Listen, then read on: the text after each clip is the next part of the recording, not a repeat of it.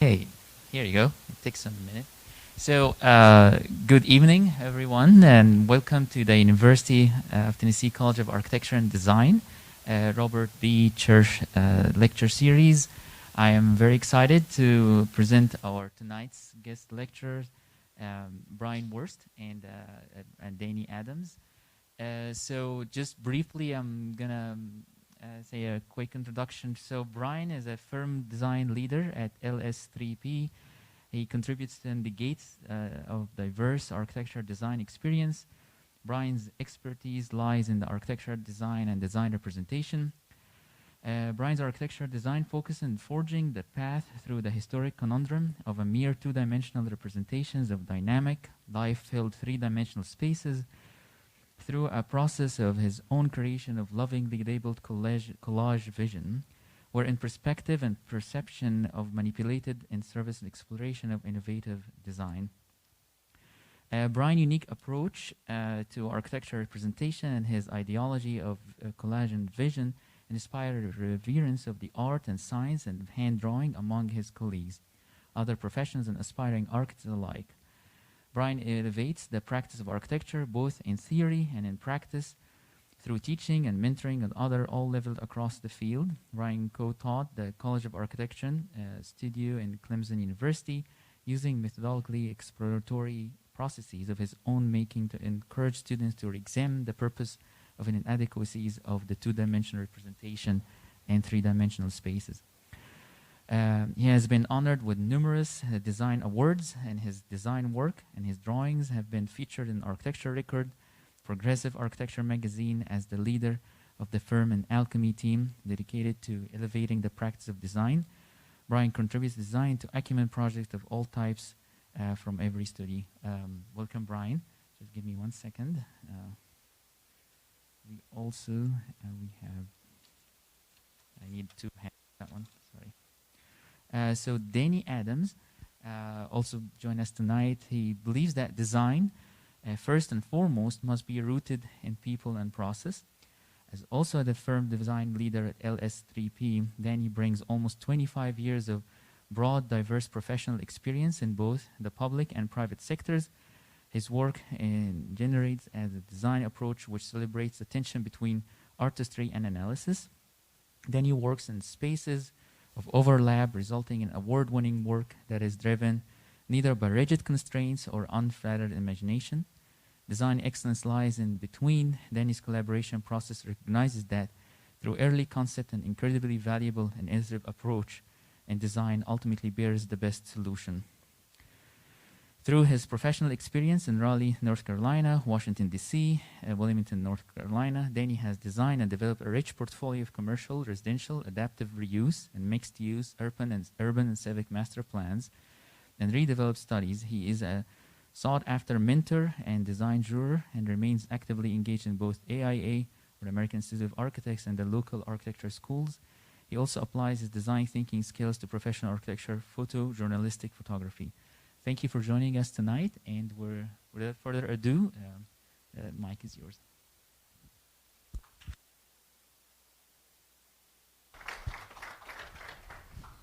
Can you guys hear us? Okay. Thank you again. We're very happy to be here tonight. We had lunch with some graduate students today, and we were commenting about we have a great history with Tennessee, and a lot of the talent that comes out of the school, we like to have come work with us, and it's great to be here. Excited. Yeah, thank you for that nice introduction. We really appreciate it. I mean, it's a long-winded what you had said about some of the things I used to do is I look at this notion of kind of a collage space whereby architects represent three-dimensional space in 2 dimensions. So what does it mean to take that and expand it to 3 dimensions? So I used to take models and crush them to make 2-dimensional drawings out of something that was representing 3-dimensional space that was envisioned 2-dimension, made in 3 dimensions. So kind of that oscillation between the two. Our clients don't pay for us to crush their models. Unfortunately, it's one of the fallacies and shortcomings of the profession. But I do use that notion that you're simultaneously seeing multiple things at one time and trying to get the clients to kind of buy into that, right? It's more, the experience is more than just one space, right? There's a notion of procession. So we kind of integrate a lot of those theories and uses as we're moving through our designs. And he can draw his ass off. So that's the best part about it. I don't think we need to say a whole lot more after that great introduction. I will mention that the work that we're going to look at today is not just indicative of Brian and I's personal work in the firm. There are some projects that each of us have worked on that are represented here today. But again, this is really a talk about LS3P, kind of our process, and hopefully we're going to talk a little bit about what our approach is to projects, and then we're going to look at some projects that we hope really bear out what that is. And there you go. Yeah, right. It's we're representative, right, of 360 some odd people. We're two of the oddest of the 360 odd people, so that's why we're here. But the work is really systemic and representative. This notion that we're designing in and of place is really that notion that we are rooted in our communities and understand the needs of those communities, and it allows us to be better designers. Right? We're facilitating spaces and experiences for people that live in our community. We truly are kind of citizen community architects. And up until 2 years ago, our positions didn't exist in the firm, and I think we as a whole at LS3P, we created, design leadership from within the firm as opposed to importing, I call it the black cape architect, that will swoop in and tell you everything that you're doing wrong and how you need to do everything different. And I think that was important because we really kind of valued our process and our culture. So having, I think the ability to do that and talk about it from within has been, a challenge and a privilege at the same time. Correct. So a little bit on the history of Lsvp. Started in 1963 in Frank Lucas's garage, and moved through a series of additions and mergers. 1999 with TBA 2, it's the old Tribble Harrison Lee based in Charlotte. They also had an office in London at that time. But we really kind of grown organically. Right? We've kind of merged with firms who have a similar culture. To date, we haven't had any kind of organ failure, where you... Or succession. Or secessions yet. But we have started 2 offices, the one in Columbia, and then recently we're starting one in Atlanta. So we like to make sure we do this the right way, and that the mission and the office, what the office values are represented in each and every one of those locations. And it's a different approach than what I would say is colonization, where you go and you buy someone or assimilate them. And because it is more like a marriage, we all have to sort of learn as we've grown as a firm to, again, have that commonality in our beliefs and culture.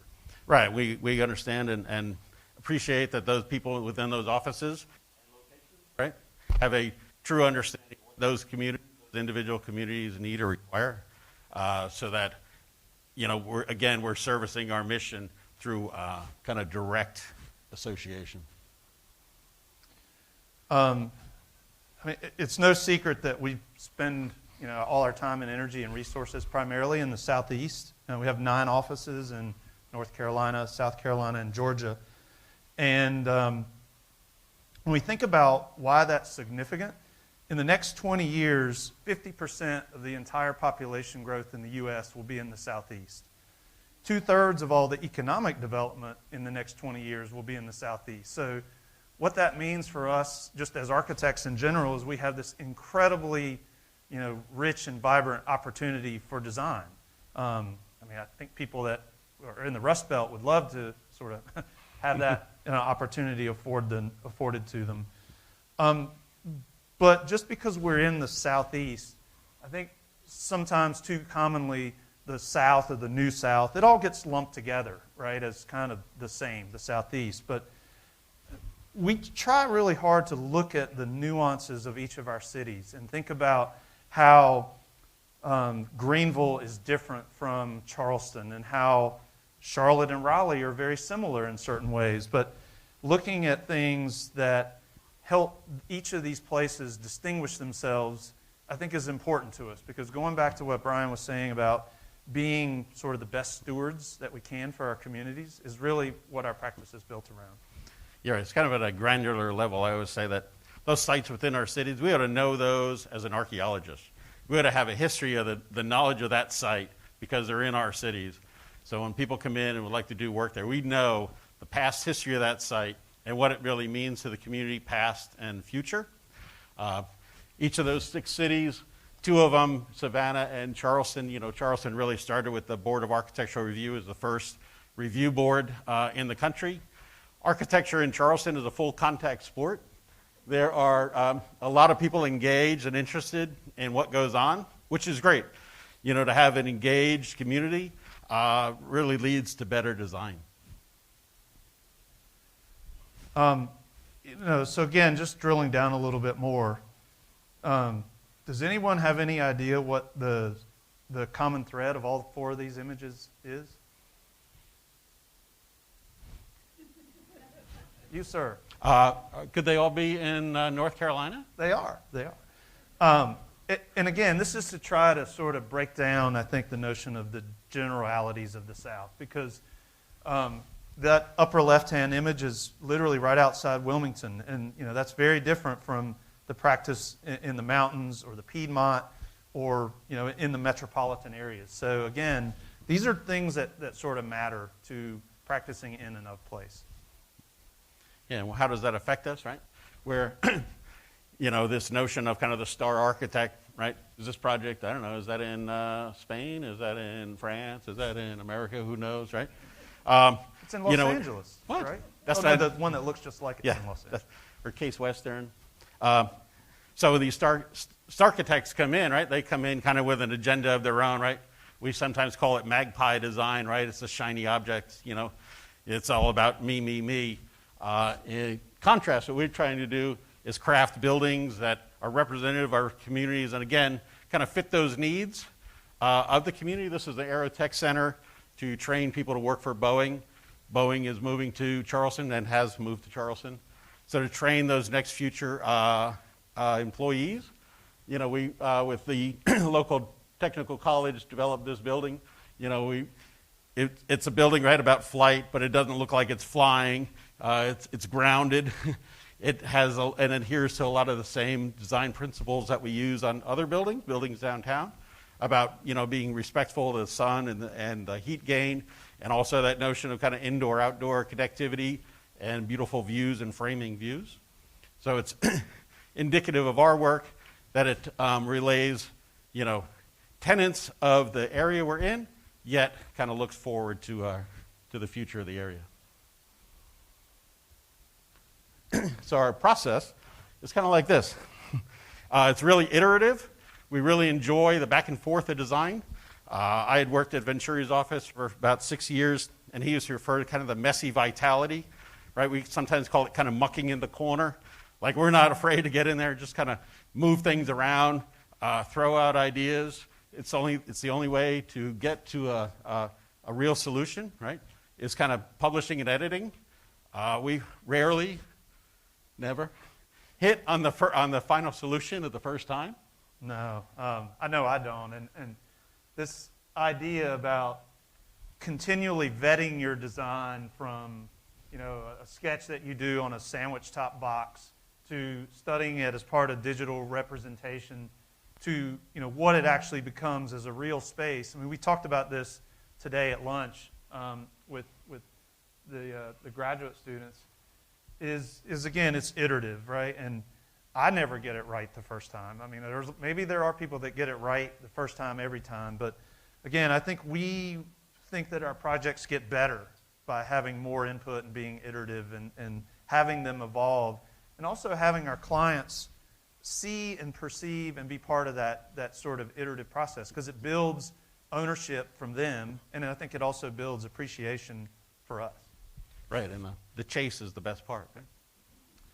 But as practicing architects, we know that there's always things like a budget, a schedule, and a program, right? I mean, if you had one less of these, if you had no budget and you only had a schedule or program, then you just have a drawing exercise. So there's a set of pragmatic issues in our profession that we just know that we have to deal with. But I think what we really try hard to do is think about how to use the poetry of individual places or opportunities so that you can build rich stories into the projects that always have the pragmatic needs. The project on the bottom left is a amenity center in Wendell Falls, which is right outside Raleigh, North Carolina. And it's a modern abstraction and interpretation of the tobacco barns that were on and adjacent to this site when it was built. The project image in the middle is the Zimmer Cancer Center in Wilmington, North Carolina. There's a large open reception atrium as part of that. And really trying to graphically depict the human genome sequence was something that we used as a great kind of unique thing that was about that. And the project on the right is in design. It's the new flagship library and Cape Fear History Museum in Wilmington, North Carolina. It's really influenced by the shipbuilding and the seafaring historical industries that happen on the Wilmington waterfront. So whenever we can find things that are profound, authentic, and necessary to balance out with the pragmatic things, it's things that I think make our projects richer. And, we're all about kind of, like I said, giving back to the community and working through. So this is a representative. This past summer, Danny and I participated in the NOMA design competition. The national competition helped students from Savannah College of Art and Design. We each led a team on their development of the solutions. But we also couple that with advocacy. This is True Colors, a brewery project in Wilmington. Yeah, so again, we seek out projects that have greater value than obviously just an architecture project. And True Colors is a nonprofit organization that rehabilitates active gang members by bringing them together in a place of work. So they're actually, this is just about to open. They've started brewing the beer. I hear it's good, but we'll have to see. But again, for us, these types of clients and opportunities in our communities are really important to us. And part of the reason why we participate in the schools, right, is we want to educate the next level and future of architects. These are two studios that we ran last year remotely. One was Clemson University on the far left. It's a cross-laminated timber project. It was a school project that actually our Columbia office was working on. And we used that as an opportunity for the students to have kind of a real-life experience. Unfortunately, they were not able to present the project to the school board, which is what we had wanted. The project on the right re-envisions this notion of kind of rural healthcare, which is a real issue in eastern North Carolina. How do you establish something where people trust their healthcare providers? And so we're working through, this will be our third semester working on that project with NC State. Yeah, we hope to get one of these built. The professor we're working with at NC State is pursuing federal grants to actually build a prototype of a rural healthcare kind of module. And then more advocacy, what we do, we have a program called the 1+ program, where we give design to, to kind of deserving folks, right? We've done a project in Uganda for Women's and Children's Health Center, working on a hostel in Tanzania for folks to stay at while their loved ones are at the hospital. We're working right now on kind of low-income housing project outside of Raleigh, and then a monument to the colored troops in Wilmington that have a interesting history. And the 1+ program, there's a lot of firms in the U.S. that are committed to it. What it really means is you're committing to allocate 1% of your intended or anticipated revenue as basically pro bono design service. And again, we are actively trying to find the right kinds of projects in our communities that continue to build value without going to a lot of exotic places sometimes. I mean, Uganda's an outlier on that, but again, these are projects that are in our hometowns and are important to us for a variety of reasons. So, seen a lot of things that are kind of process related and some things that are in design. We want to kind of take you through 4 different stories of 4 very different projects in different places to talk about more, hopefully, what our process is like and what the end result really can be. Wheel that from here. I'm really bad at this. I'll just drive it. Yeah. He always makes One it of Mount Pleasant Library. This is a project recently finished in the town in which I live. Mount Pleasant is a suburb of Charleston. Charleston, the peninsula you see over here. Mount Pleasant was originally kind of a respite for the hoi polloi there in Charleston. During the summer, they would have houses over on this side of the river to avoid kind of the heat and the stench of the summer in the 18-somethings in downtown Charleston. But now Mount Pleasant has grown to a little hamlet of about 90,000 people. And so we're on kind of the northern end up there. Real need for a new library. So what happened was the county commissioned the library board, county library board, commissioned a study for how many libraries they needed. And then they went out to those areas and actually interviewed the people. They had a series of interactive meetings with focus groups. And really what came out of the one in Mount Pleasant, right? It doesn't look like Charleston. Not that they wanted to look like Charleston. They wanted to celebrate the history of Mount Pleasant. Has beautiful waterways, grass areas, Gullah Geechee history in the basket making, representing the basket making. They had a long history of African American folks who lived there and kind of simple building techniques. So coupled with that, we were awarded the project, and we interviewed and won that project. We often say that 3 Ps in Lsvp stand for people, place, and program. Right, where those come together is where the project lives. So we'll often do this kind of a vision wall for our clients. In this case, we had folks in the library. We had friends of the library. We had some folks from the community. We had the contractor on board. And so what we do is kind of vet, not looks, but trying to figure out, where they gravitate towards, right? This is a great opportunity for kind of multi-generational building. Very few building typologies have multi-generational uses, right? I mean, there's hospitals, churches, libraries are a great example.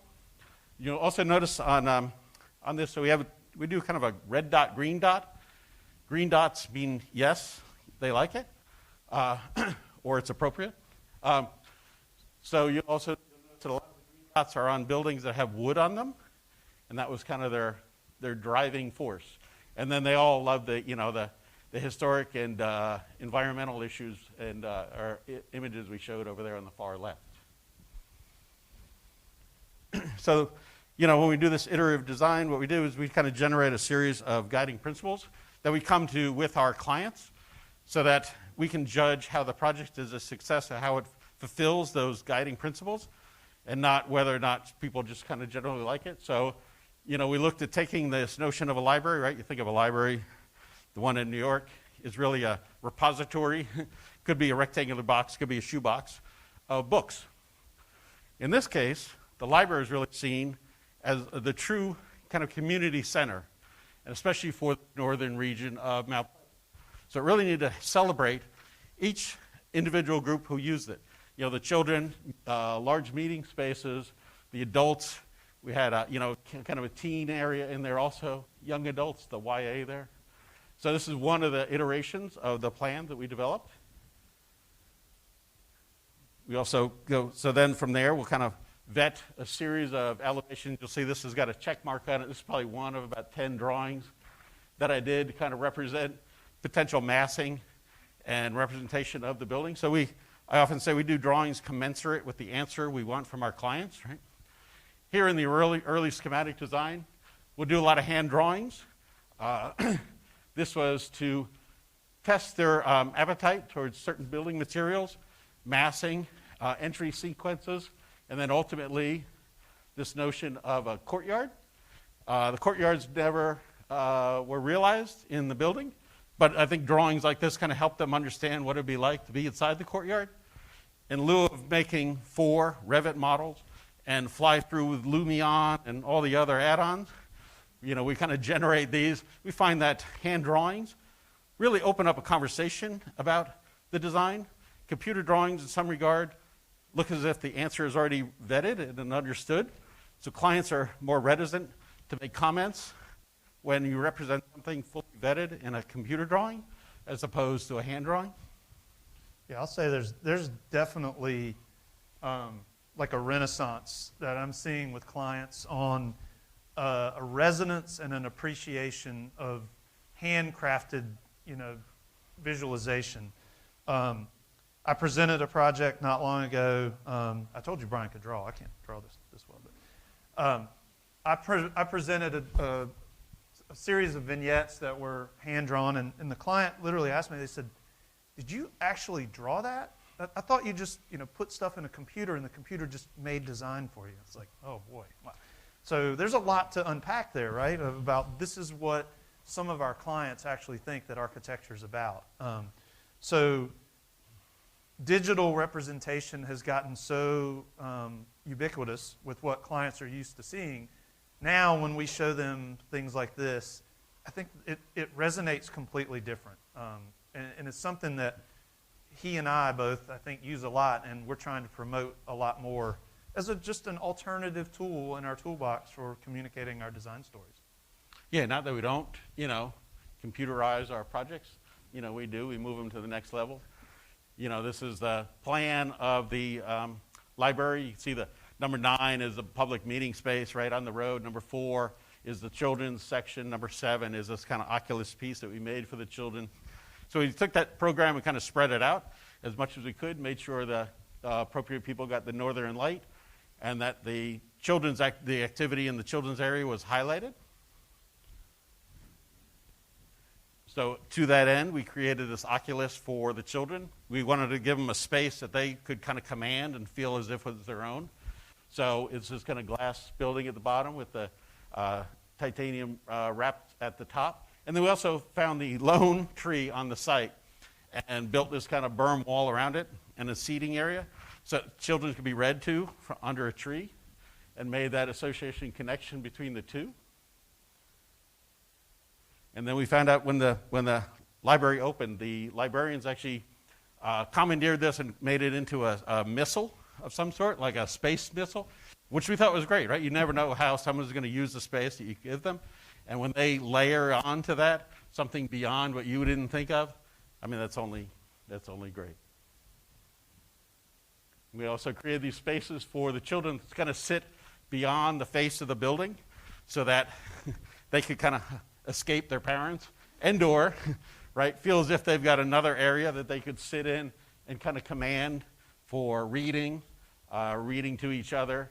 And again, this is on that main drive, kind of highlight that activity.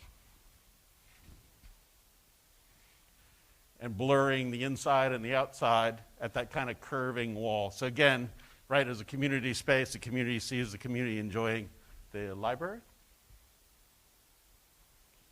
And then that overall notion of kind of weaving in, the hand-drawn representation showed the metal, that longboard metal that looks like wood almost everywhere, kind of more ubiquitous. And it didn't really feel as if it was weaving. So what we did was try to look at elements of the building that could be brick that kind of felt like they were, stanchions. And then the metal part was kind of responding to that, associated whether they're stuck on or they kind of wave. So there's more of a sophistication to this building, whereby if you go by it every day, you kind of appreciate it in kind of different levels. And it won a State of South Carolina AIA award in 2020. So the next project is not a library.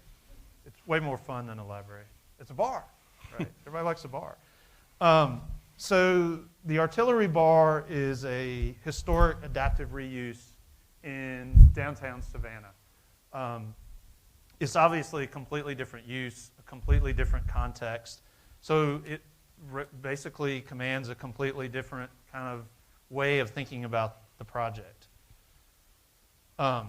It's located about halfway between Forsyth Park and the riverfront. It's in the South Historic District. Everyone, I think most everyone knows that Savannah is the city of squares, right? So anyone know what this square is? Has anyone seen Forrest Gump? So this is Chippewa Square. This is where you learn about life is like a box of chocolates. But I show this because catty corner right behind that is the site. So this is kind of the whole different context of what it is. The perpendicular streets to Bull Street, which is where the artillery bar is, it has a whole different context of layering, of street facades, of scale, of materials. So again, this is a very different canvas that a project needs to work in. Why is it called the artillery bar? In the 1700s, James Oglethorpe, he commissioned a militia that was going to protect the new colony of Georgia from primarily the indigenous Native Americans. The Georgia Hussars were the militia, and they actually used this site as a place to store their horses, and their artillery was stored in the center of the block. So that's where sort of the namesake came from. In an adaptive reuse, you have a lot of constraints, and you have to figure out how you're going to use what is presented to you. These were some of the before pictures from the building. It had been used for a lot of different uses. Car dealership repairs. We talked about the historical nature of the militia and the horse stables. But it was basically in a state of non-contributing value. What exactly does that mean? It means that it had been degraded so much from its original state that a lot had to be done and considered to be brought back. As Brian was talking about practicing architecture in historic districts, it really is a hard thing. And I know us as architects, a lot of times we want to fight that because we want to do something special or notable. But there's a level of appropriateness that we have to do, and a lot of steps where we have to show why what we're doing is important. So, well, right, there's also that notion, right? If you've got a historic fabric and you're doing a new building near there, right, mimicry is not the solution, right? So understanding the tenets of good design within that community and applying those to your building is the only way to kind of get elevated or excellent design. Because otherwise you're kind of Disneyifying it's one of the complaints about Charleston, is kind of the Disney-like feel, right? The Charleston single house has been redone and reinterpreted, maybe a couple dozen times. But the tenets of that, the idea of entering off a garden space, turning to the left and revealing the space, having a porch area, a welcoming area where people gather to go to the inside, can be expanded a lot of different ways. It doesn't need to look like a Charleston single, right? It just needs to act like a Charleston single. Well, and in the vein of, I'll call it inspiration, abstraction by inspiration, it's a really small space. But if you notice, preserving some of the architecture of the arches towards the back, but introducing new layers to the space. So, the foyer is such a kind of recognizable aspect to architecture that the building and the project layers space like that. The other aspect of this project is because it's so small, it allows us to really focus on the nuances of detail. This is truly a project where the detail will make or break. A bar like this that's 1,200 square feet compared to a 1.2 million square foot healthcare campus or a hospital. We often don't get the luxury of being able to focus at this level of architecture. And it creates a whole different set of considerations where you have to think about scale on a micro level as opposed to a macro level, which, again, it just is very indicative of the type of range of projects that I think we get to work on a regular basis. It's rewarding, right? Because you're considering from the inside out immediately, and almost, in this case, almost exclusively. So it really makes you understand the value of, we work hard with our interior architects at the beginning of projects, bringing them along, in the same kind of processes. So it's kind of a parallel distinction and creation of those spaces. It's not, I'm done, figure this part out, right? Yeah. It's all about kind of that interior experience.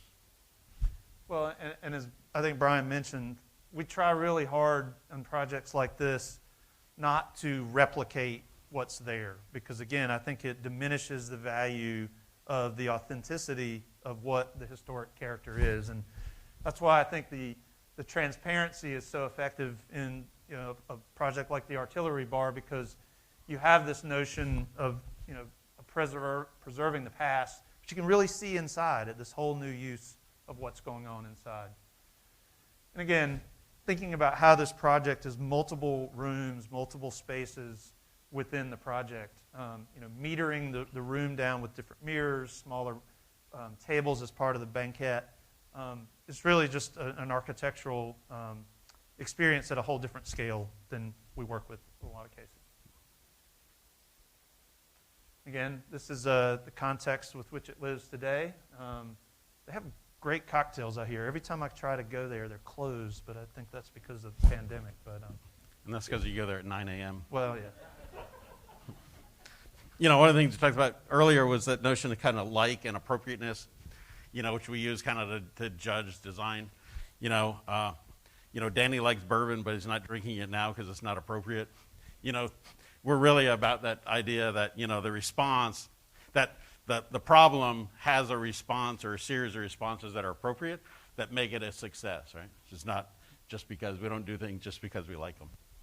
And this project won 2 awards in 2017, IIDA Hospitality Award, National Award, and then the Historic Savannah Foundation Award in 2017.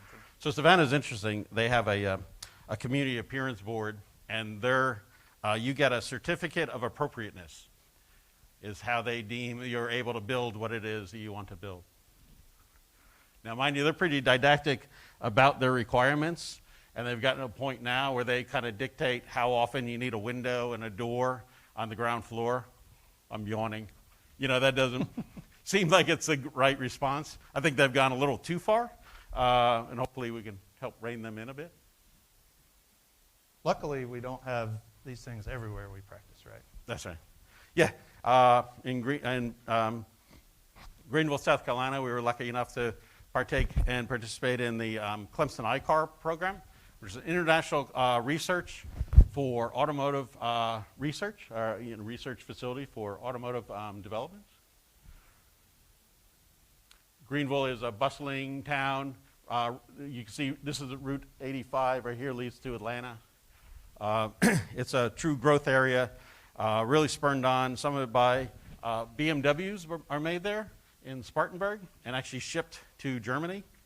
So Michelin is there, Bosch is there, a lot of automotive manufacturers, and they bring their vendors with them.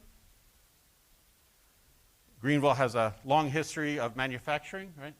They long time had cotton mills. These cotton mills now turned into cool loft buildings.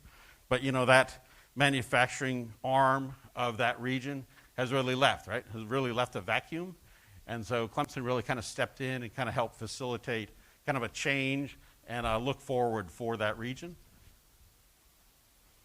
Yeah, it was a lot about reinventing the notion of what manufacturing in that community meant.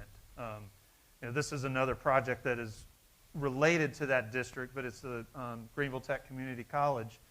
But when you see what they're trying to do with applied technologies, this project really was trying to highlight so that when you walked across the bridge, you could look down into the studios. I thought about this project a lot today when we were down at the Fab Lab, because it really is, if you think about the whole notion of textiles, it affected a lot of places in South Carolina, North Carolina.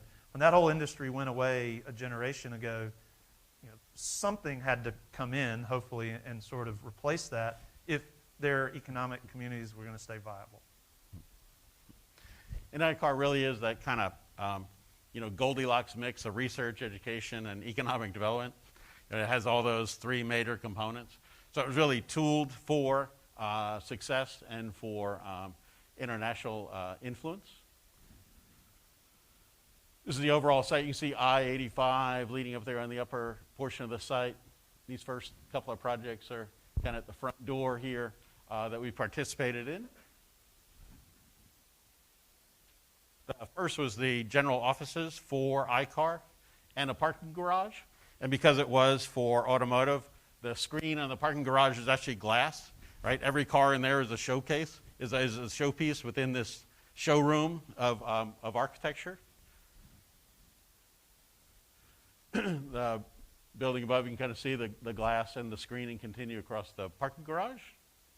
It was designed for that office building and then kind of for the subsequent phases. Yeah, I was going to say, this is not like, again, your average parking garage where, it's just a hulking structure that has no other sort of purpose or value than just a repository for cars. It really is trying, as Brian would say, to showcase what's going on and take on the character and the influence of this newfound kind of industrial kind of motif.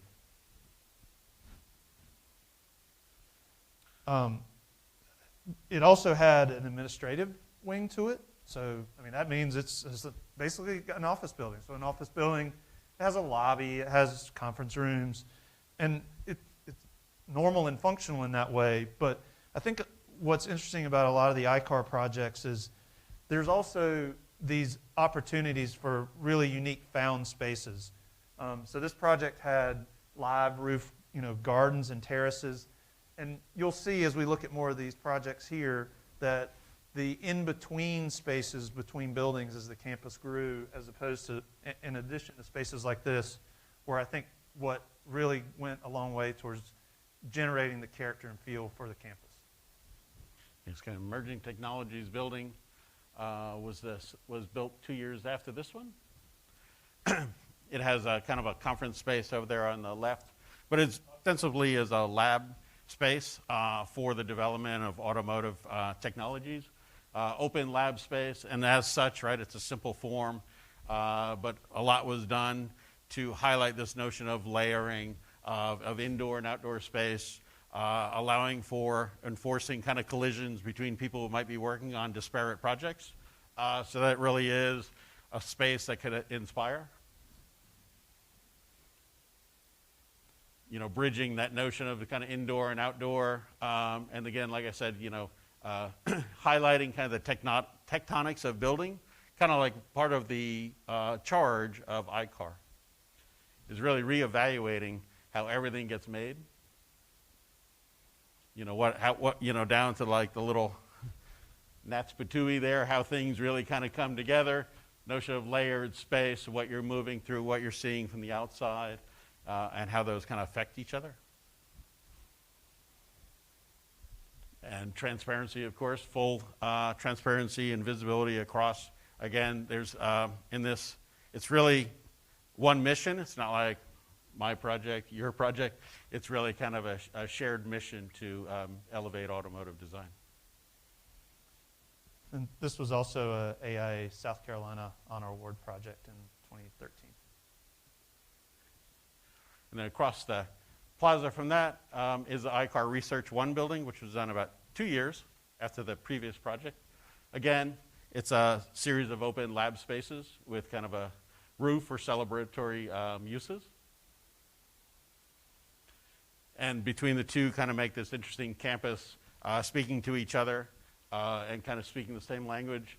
The orange core in the middle, I think we had that changed in Photoshop to kind of a Tennessee orange. In this case, represents kind of the core of the building. We kept it kind of narrow, so natural light came in from either side. At most, it's about 60 feet deep. So the spaces all share in natural light, and you can kind of see the core is kept as small as possible. Again, the spaces, the high-bay spaces, are ostensibly large work areas that can be filled with any technology or uses that they need. Well, and they're also trying to be as open and flexible of a space as possible, too. that's why the partie of the building, the core is so compact, so that it affords a maximum amount of flexibility over time as different users, either as incubators or as manufacturers, come in and can occupy those spaces around the core. And then we kind of use that notion of layering to help protect the glass here in kind of two different ways. Again, highlighting alternative methods to solve the same problem. And then representing how those, what those would look like there on the second floor, the small office spaces. And then, kind of creating these small kind of communal spaces where people, again, working on separate projects can kind of come together, have those kind of happy accidents, where they meet each other, those kind of collisions of conversation to help kind of advance the mission of the ICAR. We got asked the question today at lunch, where do we see more of the kind of commercial or office space design going? And I think we see that this is becoming much more of the norm, even in I'll call it the post-pandemic, phase that we're going to enter, hopefully, that people may be in their workplaces in their individual seats a totally different amount than they were 3 years ago, but having these other alternative times and types of collaboration spaces so that when you do come to the office, your scrum can happen in the best way possible is going to be interesting to see as an evolution of kind of the workplace of the future, how that sort of bears out, because we may not see giant cubicle farms anymore like we saw in the past. So we have one more kind of placemaking story to tell you about. The Live Oak Bank company there in Wilmington, there's a lot of similarities with ICAR in the fact that it was a there that wasn't there. I think we find a lot of times in the South, unless we're working in a place like downtown Knoxville, where there isn't a sense of character or there's no there, how do you approach that? ICAR was a lot about, again, the layering of the spaces between the building. When we talk about Live Oak Bank, I think its relationship to its natural environment and what that means for the buildings, the architecture, and the amenities is a big part of the story. So, again, this idea about rethinking a historical norm was something that we started out really early on with Live Oak Bank. Banks not long ago were vaults and repositories, and physical currency had to be stored and hidden there. Nowadays, this is really how security happens in banking, right? It's cloud-based. It's all digital. This bank didn't have, they're a small business loan bank, so they don't have a retail need. They don't necessarily have a need to interface with branch banks. So it allowed them a lot of flexibility with their architecture. We had a client that was from rural Georgia who started the bank. He actually retired, got bored, said, I want to start a new internet-based small business loan. So given his heritage and his character, this notion of kind of being inspired by the rural vernacular was something that he set out for us in the beginning. And we thought, oh, geez, what does that mean for a bank? Your client's coming and telling you, I love rural barns. How can we do something that is, not your grandfather's bank? So it was interesting. This was one of the first projects where Brian and I got to collaborate, one-on-one with. So we were invited as part of a limited competition with, I think it was 3 other architects. We took a lot of time and thought we came up with a really cool design. And we showed it to them and showed them some of the influences, and they said, we don't like your design, sorry, too bad. Well, geez, all right. What was interesting about that exercise is after a time of reflection, the bank came back to us and said, you guys want to try again? right? So how awesome would it be that, it'd be like going through a end of semester review and getting creamed and, come back, after Christmas and try. You get a mulligan. Yeah.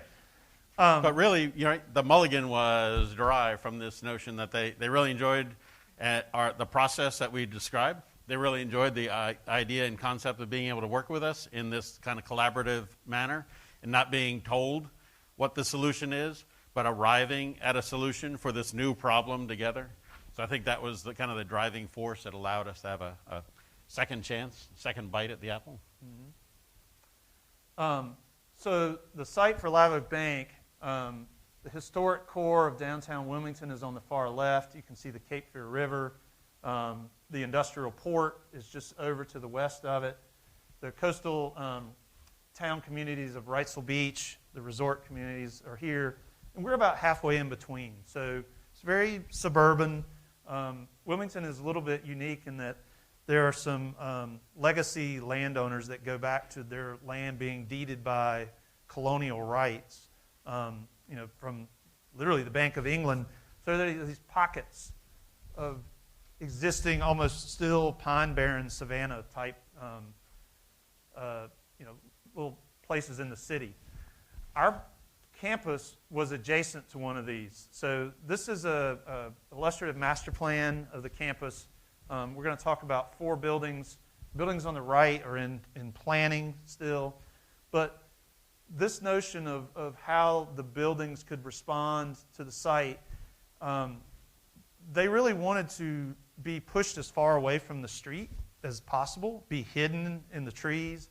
They're not a beat my chest kind of a bank, which is really refreshing for a lot of corporate entities. There's a natural conservation easement on the top of the lake there. And I'll talk about the importance of the lake as we go through this. So that'll never be developed. When we finally did get around to developing the first building, this notion of creating a blurred indoor-outdoor building was important. And that's really what drove this idea of the courtyard.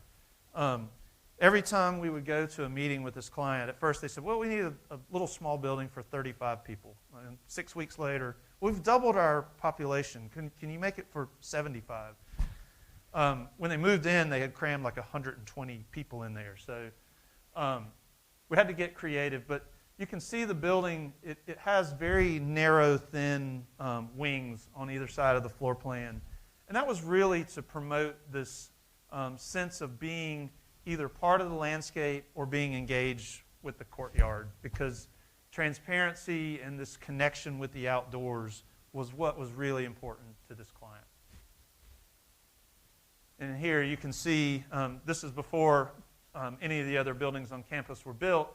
This was the multi-purpose room where, when they were still a relatively small company, they had every Friday a company lunch, and they would bring in a catered lunch, and that was just part of their culture. But again, this notion of this courtyard being as transparent as possible was something we really strived hard to do.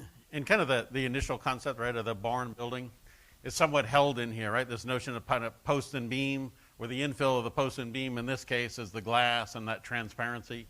So it kind of stayed true to that initial idea that the owner had come up with. It's just a reinterpretation of what it means to be, right, a post and beam and/or a barn. Again, just some of the workspaces that you see. I wish my office looked like that. It's great. You can work there. I don't do math good, so it wouldn't work for me. But there was a sort of yin and yang sense to the architecture too. The image on the left that's the front door, and you can see how downplayed it is, because again, at the time, this bank said, we don't even need to engage, with the public. So there's a much higher solid portion of the facades, punched windows, whereas on the courtyard side, it's really all about transparency to that amenity. Luckily for us, they're experiencing hyper growth. So the minute this building was finished, even before it was finished, they commissioned us to start designing what is basically the Grove building. The Grove building is 3 times the size of the first building, has a full-service, amazing kitchen and cafeteria. But what's really the key difference is how it responds to the environment. If you remember, the first building was a U-shaped building, and it was an idea about a building responding to a courtyard. Again, we kind of joked today at lunch, walking up and down the hills, that in a place like Wilmington, we have to invent topography because it's so flat.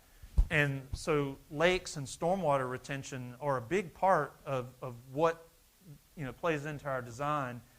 And we didn't have any idea while the first building was being built how nice of an amenity the stormwater lake could be, because sometimes they're terrible. They're fenced in. But this really became an important amenity. So that's why this building then now responds to it in shape. It responds in shape. It's got campus connectivity over to Building 1, and it's really just a different building that's trying to respond to its environment after, again, we saw what happened. The north side of the building over on the left, again, is very, very transparent to take advantage of the views out across the lake into the Nature Conservancy. And you can see that there are other special programmatic elements, the cafes, the outdoor spaces, that really go into it. The building is it's clad with local white cypress that is basically logged, 30 miles from the site. So again, that's another just very unique kind of thing about this project. The building as a shape, as a boomerang, was something that we also found as a response to not just the campus, but a floor plate that big. And you'll see from some of the interior photos, when you put a bend in it, you essentially diminish the sense of scale by half inside the building. So the building feels much smaller inside, even though it is an open kind of work plan. And at the same time, right, on the outside, from the window wall section, you get to see the activity on the other section. The notion of bending it was really a response. The first building had the courtyard because it was a diminutive size. Well, now the campus and this idea of the environment is growing. The buildings respond to that and have kind of a greater courtyard, right? They incorporate the undevelopable area beyond and the lake. Mm-hmm. So it really kind of expands that to the scale of the number of people who are there and the uses. The second building was also tasked to become the new front door for this growing campus. So at this point, it went from 35 people to now there are 400 people, basically, in 2 buildings. And this was over a period of about 4.5 years. We worked with a local artist to commission an abstraction of their company logo that, got all, designed in as part of the composition of the entry of the building. So, this is now serving the front door of the campus, who the bank now realized, wow, we have a lot of people that are coming here. Our customers are coming here. We're bringing in talent because they're trying to recruit talent from Silicon Valley and, RTP and Raleigh to come to, quiet little Wilmington. This is the main lobby in Building 2.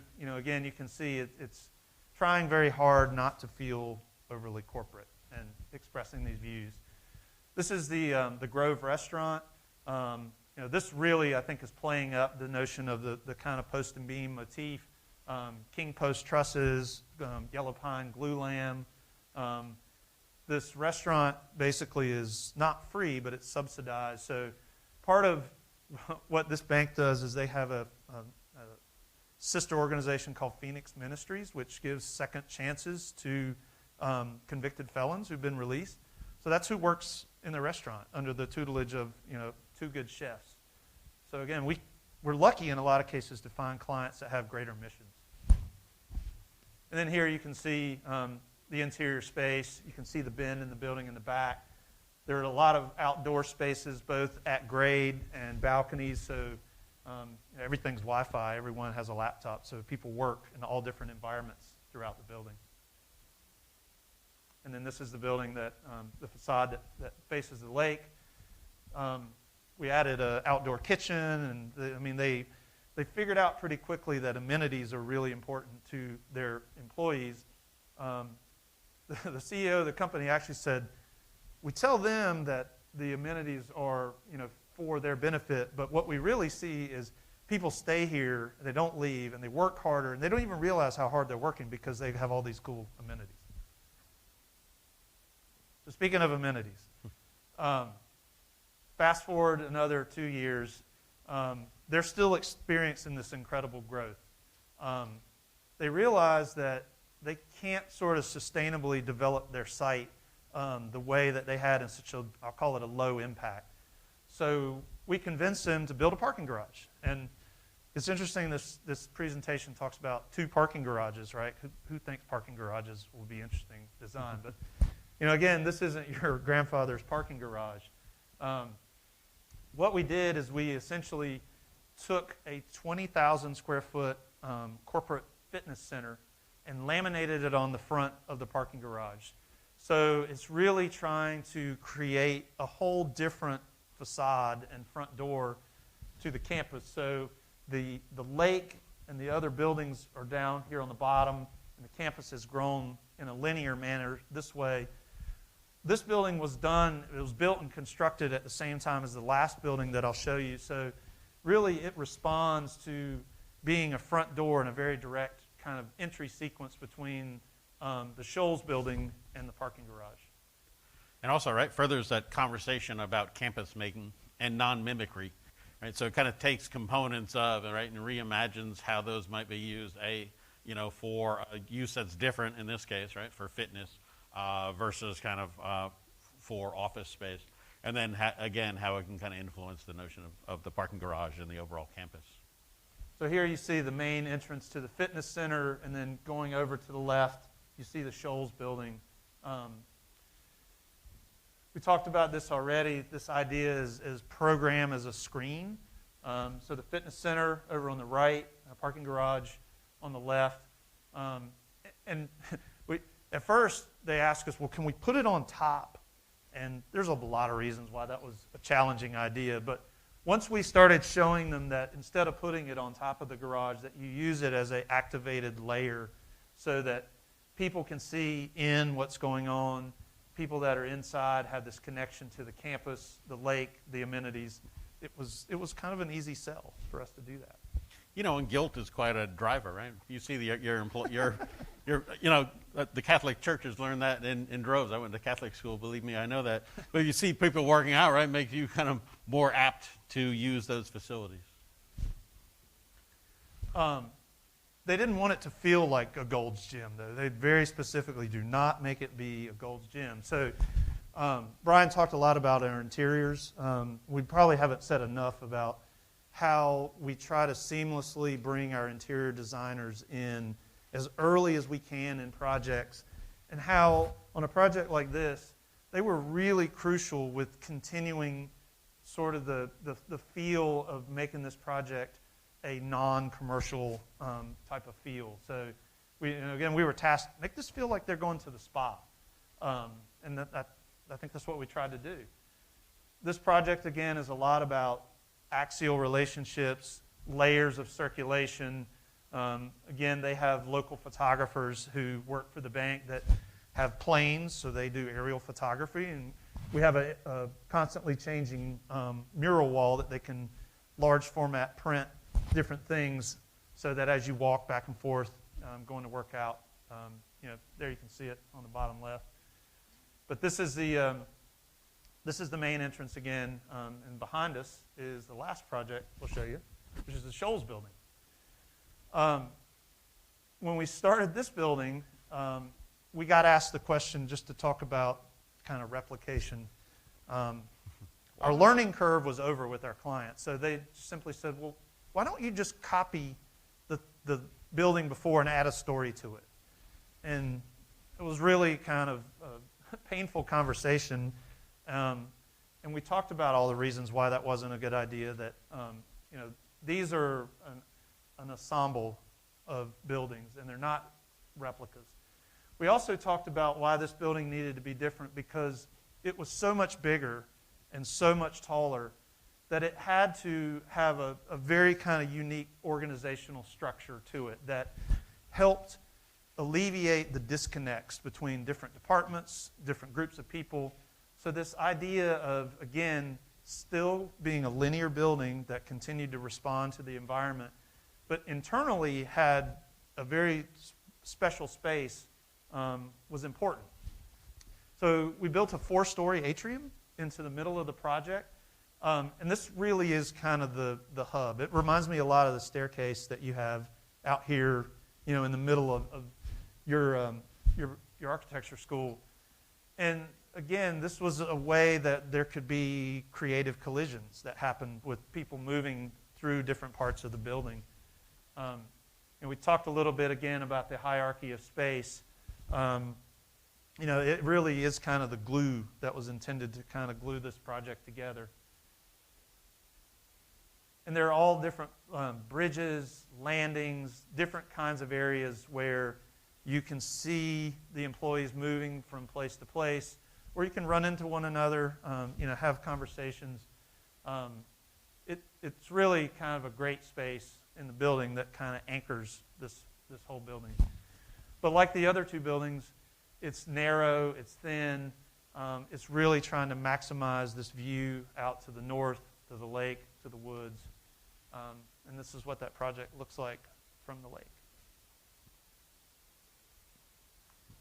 I think with that, just, this notion of what we are trying to, I'll say, practice, what we preach. Mm-hmm. I think the iterative ideas, the different aspects for communication, the inclusivity and diversity of design, whether it be with our owners or internally with our own staff, trying to get that secret sauce for a process is I think really what has been a large part of our success with these projects, and is what Brian and I are really trying to focus a lot of our efforts on now as design leaders. So, thank you.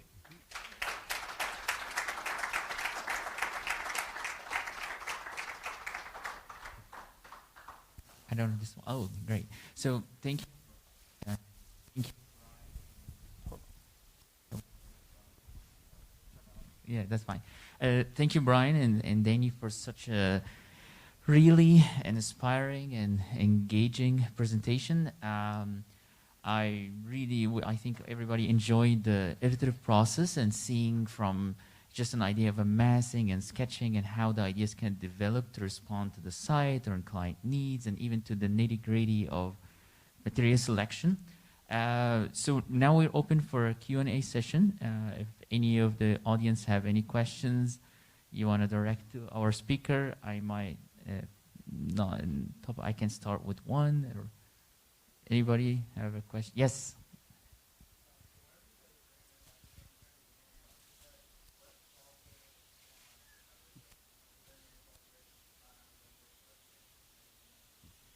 To recap that, yeah.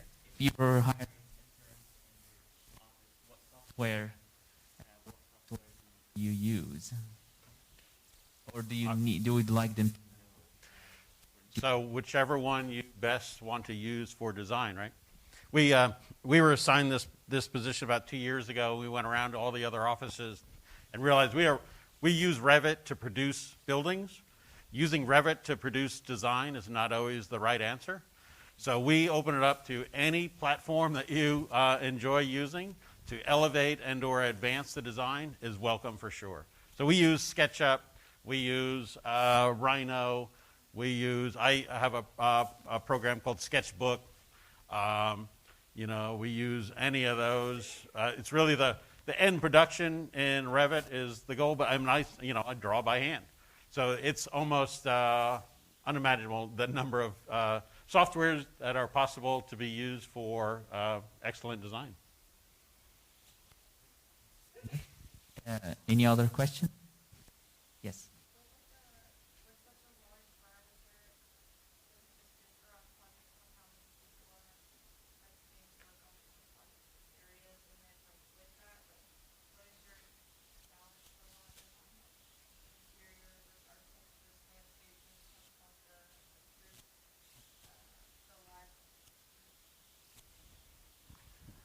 So definitely size and complexity is what drives project teams. I mean, I think we see projects that may have 22, well, probably not 22, but a big hospital may have 12 people. A small project like the artillery bar may have 2 people. So it's really about the right people for the right projects for the right reasons is what we really try to focus on. I think that we're seeing a lot more projects now in schools where students are working on team projects than I think when I was in school. And I think that actually really prepares students maybe better for coming to work at a firm like ours where pretty much every project is team-based. But I also caution that, right? When you're working on those team projects, when new emerging professionals come in, often task them with, hey, come up with 4 or 5 ideas. You got to be that person who's able to kind of take the bull by the horns and kind of come up with, alternative ideas. Sometimes, you are a team of one, right? Ideally, everything's done in a team, but sometimes you can influence the direction of the team. So don't be shy about setting your own initiatives and your own ideas when you're an emerging professional.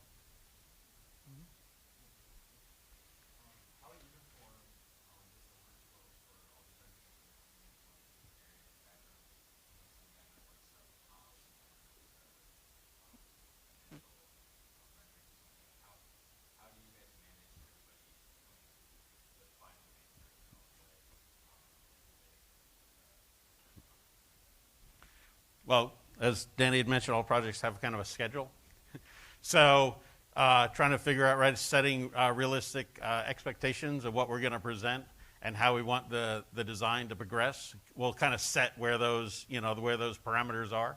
If we need to push a presentation off a week because we're going to make a super duper model at a certain phase, we can go ahead and do that. But really it's about, the nimbleness of architecture. It has only gotten more intense from when I started. I remember starting, I worked at Hardy Holtzman Pfeiffer, and you'd be assigned to a project, and that project would kind of slog on for a while. I don't see any projects slogging on now, right? We've had Juliana was in our office this past summer, and simultaneously was being tugged like taffy in 4 different directions. So it's a matter of being able to be nimble, right? Being a decision maker and kind of letting your design acumen shine, and really kind of jumping in there with both feet. The notion that we're going to kind of sit on a project for a while just doesn't exist. It's a reality of the workplace, but it also causes one to and allows us, right? When we set up these guiding principles, we use that as a framework, like I said earlier, for kind of design success, but also design decision making. If it's not necessarily within those parameters of the guiding principles, we don't need to be chasing, that squirrel over there. We need to kind of be on task and kind of moving this thing in the right direction. So we'll do periodic charrettes. We'll kind of get together, try to, crash course this thing, kind of self-correct or to kind of advance the design in certain ways. So it's a full-on dance. There's also just different reasons why you need to do things in different ways. Like the Board of Architectural Reviews sometimes may require you to do a model. So you spend more time thinking in model form before you're ready to talk about that. Some clients, we just know from experience, they want hyper-realistic digital representation, and that's what they're used to, and that's how they like to evaluate design. We know that doing modern architecture in certain historical contexts sometimes requires different media, like a watercolor or something that can give a different, flavor or character to a group of people that are, a historic preservation society. Again, that those other 2 methods just might not react well to. So the needs of the situation as much dictate sort of those kind of design strategies as much as anything too.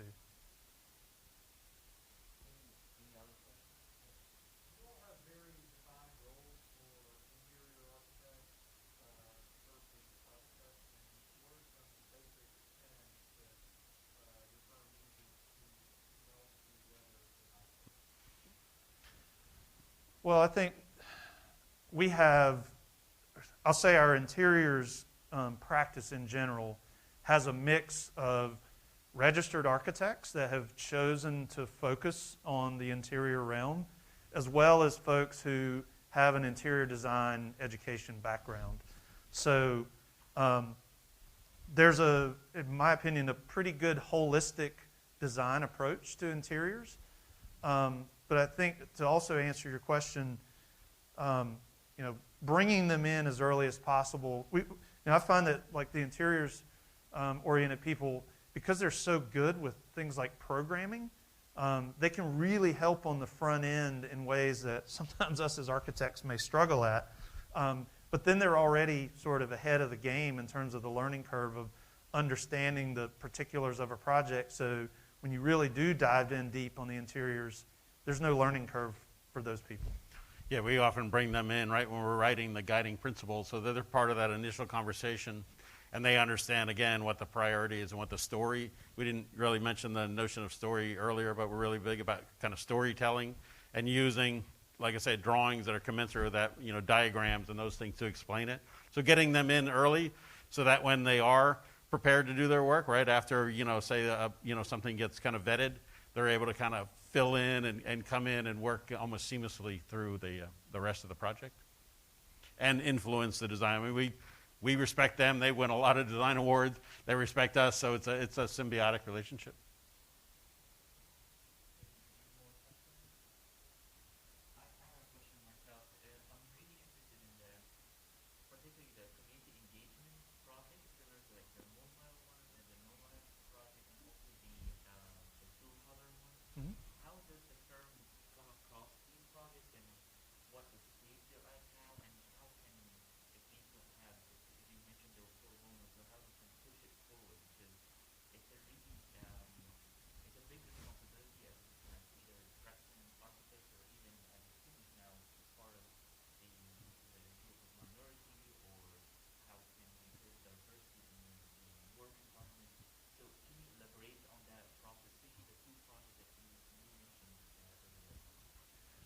Well, I'll mention True Colors. That's a project that a lot of ours just totally come down to relationships.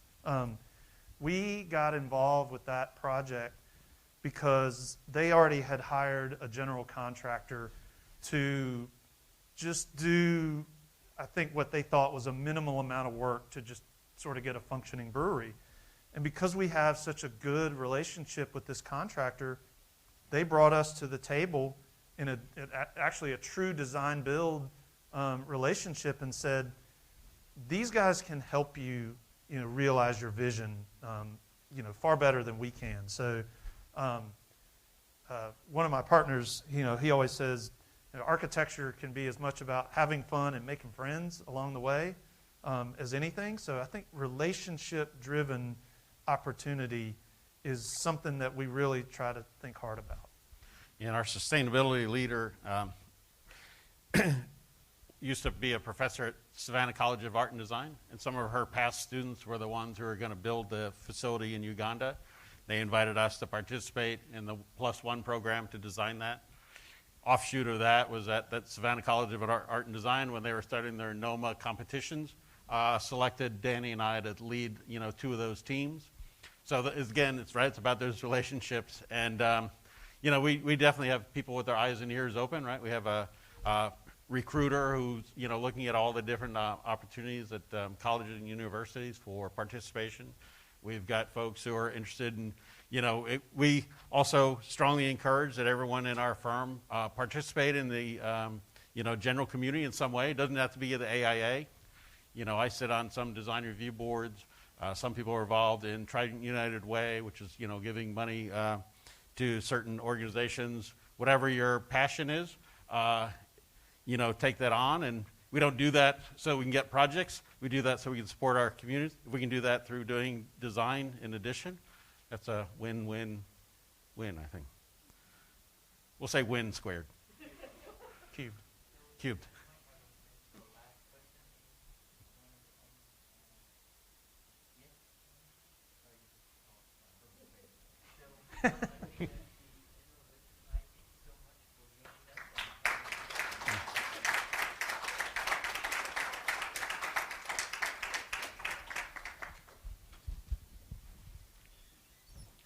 15. You're like right about an hour and 8. Oh, hey, George, how you doing? So good to see you. Yeah, great to see you. Appreciated the